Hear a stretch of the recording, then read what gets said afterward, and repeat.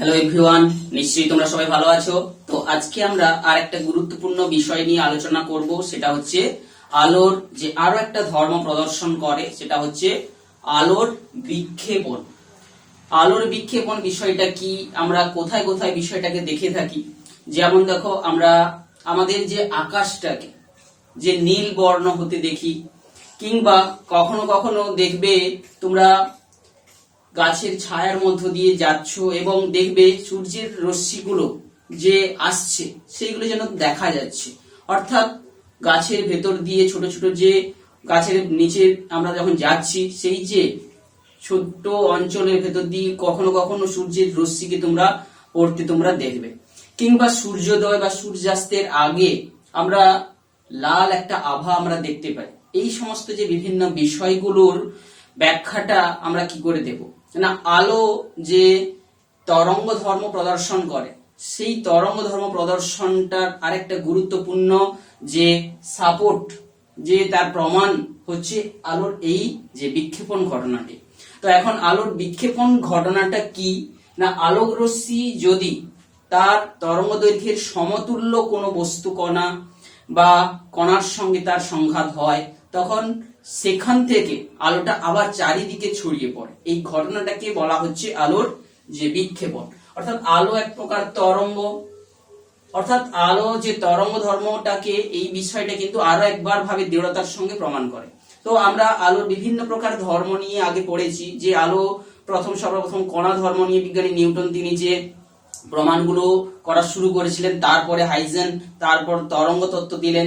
পরবর্তীতে তরঙ্গ তত্ত্ব যে সুদৃঢ় আকার কিন্তু ধারণ করেছিল, যে যে ঘটনাগুলো ব্যাখ্যা মধ্য দিয়ে সেইটা ব্যাখ্যাগুলো ছিল যে আলোর প্রতিফলনকে ব্যাখ্যা, প্রতিসরণকে ব্যাখ্যা, তাছাড়া বিক্ষেপণ, বিচ্ছুরণ, যে সমবর্তন, অপবর্তন, সেই সঙ্গে ব্যতিচার, এই সমস্ত ধর্মগুলো কিন্তু আলোর যে কণা ধর্মর তুলনায় তরঙ্গ ধর্মটাকে যে আরো সুদৃঢ় করেছিল, যার দ্বারা এগুলো সব ব্যাখ্যা করা যাচ্ছিল। সেই রকম হচ্ছে আলোর এই বিক্ষেপণ ধর্মটিও, যে ক্ষেত্রে একটা আলো যদি তার তরঙ্গ দৈর্ঘ্যের সমতুল্য কোনো যে বস্তুর সঙ্গে যদি সংঘর্ষ ঘটায়, তো সেই সংঘর্ষের ফলে কি হবে, এই কণাটি সেই যে তরঙ্গের কম্পাঙ্কের সম কম্পন অনুভূত হবে এবং সেখান থেকে আবার কিন্তু আলোটা যে ওই কণা থেকে নির্গত হতে শুরু করবে।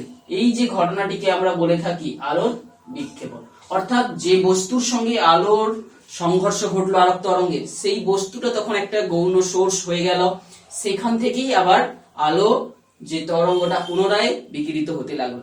এখন আমরা জানি একটা কণা যার মধ্যে নিউক্লিয়াস রয়েছে, কণাটা কি যদি একটু বড় করে দেখি, ইলেকট্রন রয়েছে, এই ইলেকট্রনগুলোর কম্পন শুরু হবে। অর্থাৎ আমরা যেটা এর আগের ক্লাসে জেনেছি, একটা আলো মানে একটা তড়িৎ ক্ষেত্র এবং চৌম্বক ক্ষেত্রের সমন্বয়ে গঠিত। এখন একটা চৌম্বক ক্ষেত্রের দ্বারা পরমাণু বা অণুর মধ্যস্থিত তার বহিস্থ কক্ষে অবস্থিত ইলেকট্রনগুলো কিন্তু সমকম্পনে কম্পিত হবে। এখন একটা যে তড়িৎগ্রস্ত কণা যদি কম্পন হয়, আমরা জানি সেখান থেকে তড়িৎ চুম্বকীয় তরঙ্গ বিকিরিত হয়। তো এইভাবে হচ্ছে যে এইখান থেকে যে আলো বিকিরিত হওয়ার মূল যে তড়িৎ চুম্বকীয় তরঙ্গ যে ধর্মটা, সেটা আমরা জানতে পারি। এখন বিজ্ঞানী র্যালেও কিন্তু এই যে আলোর বিক্ষেপণ নিয়ে তিনি পরীক্ষা নিরীক্ষা করেছিলেন এবং সেই পরীক্ষা নিরীক্ষার মধ্য দিয়ে তিনি একটা সূত্র তিনি দিয়েছিলেন, যে বিক্ষিপ্ত হওয়া আলোর তরঙ্গ গুলো বা বিক্ষিপ্ত হওয়া যে প্রকার আলোক রশ্মিগুলো সেখান থেকে বিক্ষিপ্ত হয়ে আসে, সেই বিক্ষিপ্ত আলোর যে তীব্রতাটা, সেই তীব্রতাটা দেখা গেছে যে আলোর তরঙ্গ দৈর্ঘ্যের চতুর্ঘাতের সমানুপাতিক। বিক্ষিপ্ত আলোর এই সমস্ত এগুলো যে বিক্ষিপ্ত যে আলোর চতুর্ঘাত তরঙ্গ দৈর্ঘ্যের চতুর্ঘাতের সমানুপাতিক। এখন ধরো মনে করছি যে কম্পাঙ্ক বা যে তরঙ্গ দৈর্ঘ্য নিয়ে আলোটা পড়ছিল, সম কম্পাঙ্ক বা সম তরঙ্গ দৈর্ঘ্যের আলো এখানে সে বিক্ষিপ্ত হচ্ছে। এই বিক্ষিপ্ত আলোর যে তরঙ্গ দৈর্ঘ্যটা যদি বেশি হয়, তোমরা দেখো ল্যামডাটা যেহেতু হরে রয়েছে, ল্যামডা বেশি হলেই কিন্তু এই ওভারঅল যে মানটা, এটা হরের মানটা অনেক বড় হয়ে যাবে, যেহেতু চতুর্ঘাত রয়েছে তাহলে এই মানটা অনেক বড় হয়ে যাবে, মানে ওভারঅল এই যে ইন্টেন্সিটির মানটা তখন কমে যাবে। অর্থাৎ তরঙ্গ দৈর্ঘ্য যত বেশি হবে বিক্ষেপটা কিন্তু কম হবে, অর্থাৎ ইন্টেন্সিটি তার বেশি থাকবে। বোঝা গেছে? আর হচ্ছে তরঙ্গ দৈর্ঘ্য যখন কম হবে, তরঙ্গ দৈর্ঘ্য যখন কম হবে, হরে কোনো ভগ্নাংশের মানটা কম হওয়া মানে কি, যে ভগ্নাংশের ওভারঅল মানটা কিন্তু তখন বেশি হবে। অর্থাৎ কি, যে ল্যামডা কম মানেই কি, এর হচ্ছে বিক্ষেপ বেশি, ইন্টেন্সিটি বেশি হচ্ছে মানে কি, যে বিক্ষেপটা কম। ল্যামডা কম হচ্ছে মানে কি, যে ইন্টেন্সিটি বেশি, সরি বিক্ষেপটা বেশি হয়ে যাচ্ছে, বেশি বিক্ষিপ্ত হয়ে, বেশি পরিমাণে বিক্ষিপ্ত হয়ে আসছে। তো কিন্তু যখন আমরা শর্ট ক্ষুদ্র দূরত্বের কথা ভাবি, ক্ষুদ্র দূরত্ব থেকে দেখি, যে তখন কিন্তু এই তরঙ্গ দৈর্ঘ্যটার যে মান যদি কম হয়, বিক্ষিপ্ত হওয়ার মানটা আমরা ক্ষুদ্র তরঙ্গ দৈর্ঘ্য যাদের, তাদের বিক্ষেপটাকে আমরা বেশি দেখব। আর অপরপক্ষে যার তরঙ্গ দৈর্ঘ্যটা বেশি, তার বিক্ষেপটা আমরা কম হতে দেখব, অর্থাৎ সে কম পরিমাণে বিক্ষিপ্ত হচ্ছে। তো এই যে ঘটনাটার দিয়েই কিন্তু আমরা বিভিন্ন যে প্রাকৃতিক যে ঘটনাগুলোকে আমরা ব্যাখ্যা করতে পারি, যে প্রাকৃতিক ঘটনাগুলো কি জিনিস, যেইগুলোকে আমরা এইটা দিয়ে ব্যাখ্যা করতে পারি। 1 নম্বর তোমরা দেখো, যে সূর্যোদয় ও সূর্যাস্তের সময়, সূর্যোদয় ও সূর্যাস্ত, এই সময় আমরা কি দেখে থাকি, একটা যেন যে সেইখানকার বায়ুমণ্ডলটা লাল হতে দেখি আমরা। দ্বিতীয়ত, যে আমাদের যে আকাশটাকে আমরা নীল দেখি, আকাশটাকে আমরা নীল দেখি, এটা একটা প্রাকৃতিক ঘটনা। এটা বিশেষ করে, আর তীব্র আলো যদি থেকে থাকে অনেক সময় হলুদ দেখি, আর না হলে আকাশটা বিশেষ ক্ষেত্রে আমরা নীল দেখি। তৃতীয়ত, আমরা যে গভীর সমুদ্রের জল, এটাকে কি দেখি, গভীর সমুদ্রটাকে আমরা কি দেখি, নীল বর্ণের দেখে থাকি। এছাড়া প্রাকৃতিক ঘটনা ছাড়াও কিছু যে বাস্তব জীবনে আমরা যে কিছু ঘটনাগুলো এই আলোর বিক্ষেপণের একটা প্রয়োগমূলক হিসাবে আমরা তাকে কাজে লাগিয়ে করে থাকি, যেমন কি আলোর সিগন্যাল। কিছু হচ্ছে বাস্তব জীবনের কিছু যে ঘটনাগুলো আমরা দেখি, যে 1 নম্বর হচ্ছে লাল আলোকে কেন সিগন্যাল হিসাবে ব্যবহার করা হয়, বা লাল বর্ণের আলোটাকে কেন বহুদূর পর্যন্ত দেখা যায়, যার জন্য আলোটাকে সিগন্যালে আমরা ব্যবহার করতে দেখি, যে দূরবর্তী জায়গা থেকে আমরা দেখতে পেয়ে যাব লাল বর্ণ। তো বিভিন্ন কারণে, তো সেই বিষয়টাকে আমরা বাস্তব জীবনে বলতে প্রয়োগ হিসাবে আমরা বলতে ব্যাখ্যাটা করতে পারবো। দ্বিতীয়ত, আরেকটা জিনিস আমরা দেখে থাকি, যে আমরা যখন কলয়েড পড়েছি, যে একটা যে কণাগুলোর একটা নির্দিষ্ট আকারের থেকে যখন বড় হয়ে যায় সেটাকে কলয়েড বলে বলে থাকি। কলয়েড অর্থাৎ কি, কণাগুলোর যে ব্যাসটা যখন 10 টু দি পাওয়ার -7 থেকে 10 টু দি পাওয়ার -5 সেন্টিমিটার আকারের যে কণাগুলোর ব্যাস হয়ে থাকে, সেটাকে তখন আমরা কলয়েডের দ্রবণ পড়েছি। এক্ষেত্রে আমরা তার টিন্ডাল ইফেক্ট আমরা দেখে থাকি। এই সমস্ত যে প্রাকৃতিক ঘটনা কিংবা যে বাস্তব জীবনের বিভিন্ন যে ঘটনাগুলো আমরা দেখে থাকি, এইগুলোর ব্যাখ্যাও কিন্তু আমরা এই আলোর বিক্ষেপণ দিয়ে করতে পারি। তো সেই ব্যাখ্যাগুলো কি, একটার পর একটা আমরা এখানে উল্লেখ করছি। প্রথম চলে এসো, যে আমাদের আকাশটাকে নীল দেখার কারণ, কিংবা সূর্যোদয় সূর্যাস্তের সময় লাল দেখার কারণ। তো এখন দেখো, এটা যদি পৃথিবী মনে করো, এই পৃথিবীর চারিদিকে কি রয়েছে, আমরা জানি বায়ুমণ্ডল রয়েছে। তো এখন দিনের বেলা যখন সূর্যার রশ্মিটা আসছে সরাসরি, যখন যেগুলো আমাদের ভূপৃষ্ঠে এসে পৌঁছানোর চেষ্টা করছে, প্রথম বায়ুমণ্ডলের কণাগুলোর সঙ্গে সংঘর্ষের দরুন আলোর বিক্ষেপণ হচ্ছে। সবচেয়ে বেশি বিক্ষেপ কার হবে আমরা জেনেছি, বিক্ষিপ্ত রশ্মির যে ইন্টেন্সিটি বেশি কার হবে, যার কম। অর্থাৎ তরঙ্গ দৈর্ঘ্য এখন যার কম, তার বিক্ষেপটা বেশি হবে।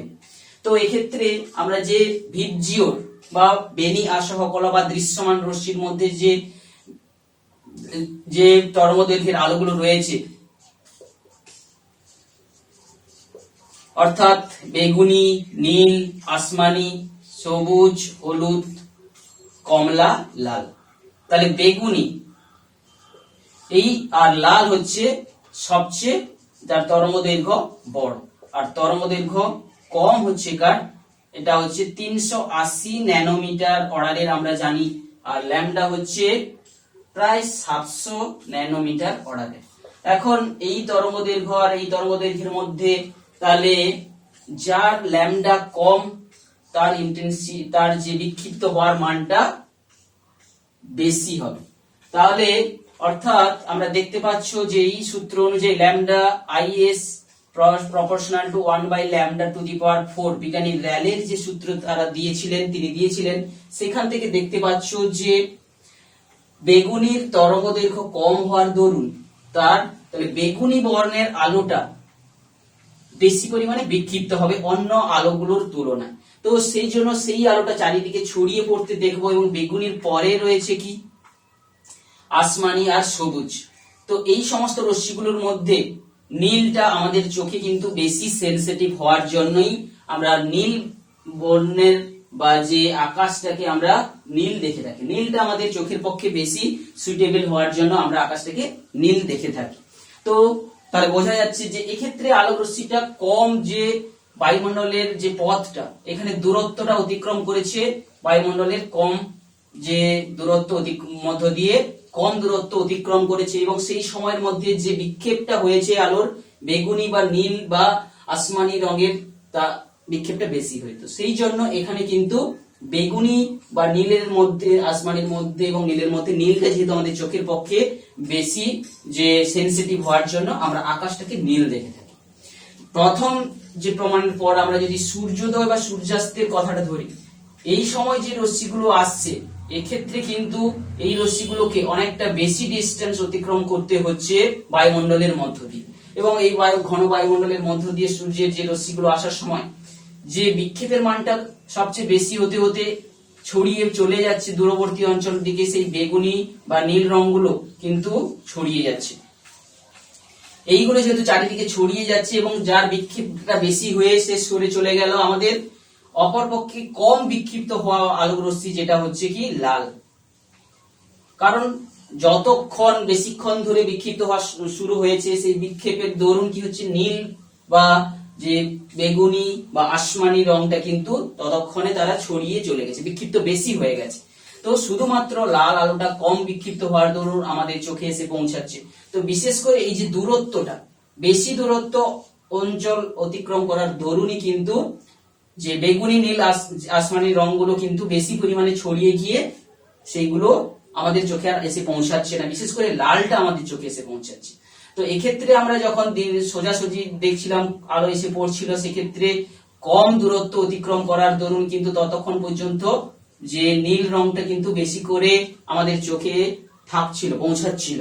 তো সেই জন্য আকাশটাকে নীল দেখা যাচ্ছিল, কিন্তু সূর্যোদয় বা সূর্যাস্তের সময় আমাদেরকে দেখাবে হচ্ছে কিন্তু লাল বর্ণ, এইটা দেখাবে। ঠিক একই রকম বিষয়টা আমরা গভীর সমুদ্র কথা যদি বলি, সেক্ষেত্রেও যে কম দূরত্ব থেকে যখন আমরা দেখে থাকি গভীর সমুদ্রের যে বিষয়টা আলোক রশ্মি সূর্য থেকে এসে পড়ে, তার বিক্ষেপণটা হচ্ছে বেগুনি বা নীলের সবচেয়ে বেশি হচ্ছে, অর্থাৎ চারিদিকে ছড়িয়ে পড়ছে বেশি, তার তুলনায় যে লাল আলোটা কিন্তু, আর এক্ষেত্রে লাল আলোটা দ্রুত আমাদের পৌঁছে যাচ্ছে ভূপৃষ্ঠে, লালটা অবিক্ষিপ্ত অবস্থায় ভূপৃষ্ঠে পৌঁছে যাচ্ছে, কিন্তু বেশিরভাগটা চারিদিকে ছড়িয়ে পড়ছে বেগুনি বা নীল।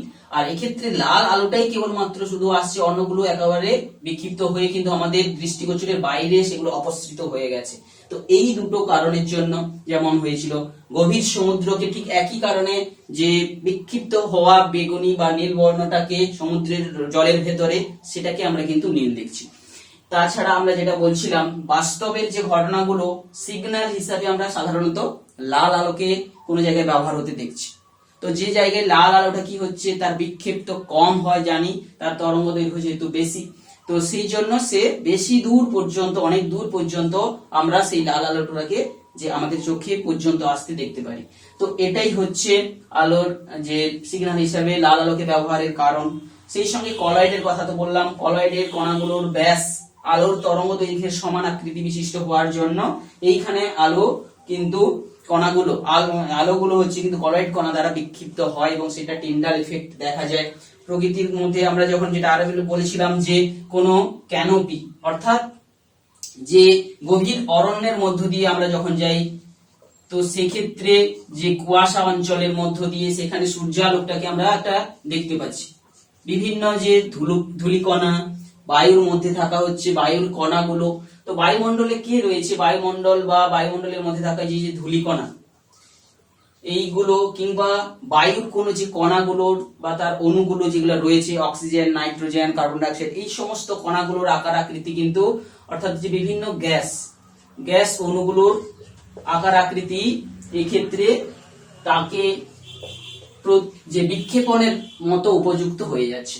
তো এখন আমরা আলোর যে তরঙ্গ দৈর্ঘ্যগুলো পড়েছি বিভিন্ন বর্ণের, এই লাল বর্ণের যে তরঙ্গ দৈর্ঘ্যটা প্রায় বেগুনি বর্ণের তরঙ্গ দৈর্ঘ্যের কিন্তু প্রায় 1.8 গুণ হওয়ার জন্য, যে বিভিন্ন কণার দ্বারা যখন বিক্ষিপ্ত হওয়ার পরিমাণটা বেশি কম হয়, যেমন ছোট ছোট কণা যেখানে বেশি থাকছে সেখানে বেগুনি বর্ণটা বিক্ষেপণ হওয়ার পরিমাণ বেশি, যেখানে তার থেকে বড় থাকছে সেখানে লাল আলোর বিক্ষেপণ হওয়ার চান্সটা বেশি থাকছে, লাল আলোটা বেশি পরিমাণে বিক্ষিপ্ত হবে। আর সবচেয়ে বড় বড় কণা দ্বারা যখন আলোক রশ্মির বিক্ষেপণ হয় সেখানে আমরা কিন্তু সাদা আলোকে দেখে থাকবো। তাহলে কণার আকার আকৃতি উপর ভিত্তি করে কিন্তু আমরা বেগুনি, কখন লাল, কখনো সাদা আলোটার বিক্ষেপণটা আমরা দেখে থাকবো। অর্থাৎ কণার আকার যখন বড় হয়ে যাবে তখন সবাই কিন্তু বিক্ষিপ্ত হচ্ছে এবং সবার মিলিত ফল সেখানে আমরা তাকে সাদা দেখে থাকি। তো এই হচ্ছে যে আলোর বিক্ষেপণ কাকে বলে, বিক্ষেপণের কারণগুলি কি কি, বিক্ষেপণের যে র্যালের সূত্রটি কি এবং সেটি তরঙ্গ দৈর্ঘ্যের সঙ্গে কিভাবে সম্পর্কযুক্ত, যাকে চতুর্ঘাতের সমানুপাতিক সূত্র বলে বলা হচ্ছে, ব্যস্তানুপাতিক। এবং এই যে বিক্ষেপণ দ্বারা আমরা কি করে বিভিন্ন প্রাকৃতিক ঘটনাগুলো কিংবা বাস্তবের যে বিভিন্ন ঘটনাগুলো পরীক্ষায় কিংবা বাস্তব জগতে প্রয়োগ করে করা হয়ে থাকে সেগুলোর আমরা ব্যাখ্যাটাও এখানে আমরা জানলাম। তো আমরা যদি এই পৃথিবীর বায়ুমণ্ডলে পৃথিবীর চারিদিকে বায়ুমণ্ডল আছে বলেই কিন্তু এই বিক্ষেপণের দরুন যে আকাশটাকে আমরা নীল দেখছি, কিন্তু চাঁদের আকাশ যেখানে বায়ুমণ্ডল নেই, চাঁদের চারপাশে কোনো কিন্তু বায়ুমণ্ডল নেই, তাহলে সেই জন্য আমরা জানি যে চাঁদের আকাশকে কালো দেখায়। এটা কারণটা আমরা এখন বুঝতে পারছি, যদি কোনো বায়ুমণ্ডল বা বায়ুর কোনো কণা নেই, যে রশ্মিগুলো সূর্য থেকে আসছে এখানে বিক্ষেপ কোনো হচ্ছে না, বিক্ষেপণটা একেবারে হয় না, সেই জন্য সরাসরি আলো এসে পৌঁছে যাচ্ছে, কিন্তু আলোকে তো বিক্ষিপ্ত হলে, বিভিন্ন কণা দ্বারা বিক্ষিপ্ত হলে তো আলোটাকে দেখা যায়, তো সেই বিক্ষিপ্ত হচ্ছে না বলে আমরা চাঁদের আকাশকে কি দেখি, চাঁদের আকাশকে কালো দেখি। তো এক্ষেত্রে বায়ুমণ্ডল নেই, বায়ুমণ্ডল না থাকার জন্য বিক্ষেপণ নেই, বিক্ষেপণ হয় না, এই যে কারণের দরুন কিন্তু আমরা জেনে থাকি যে চাঁদের আকাশটা কালো হয়ে থাকে। তো এই হচ্ছে আমাদের পড়ার যে মূল বিষয়গুলো।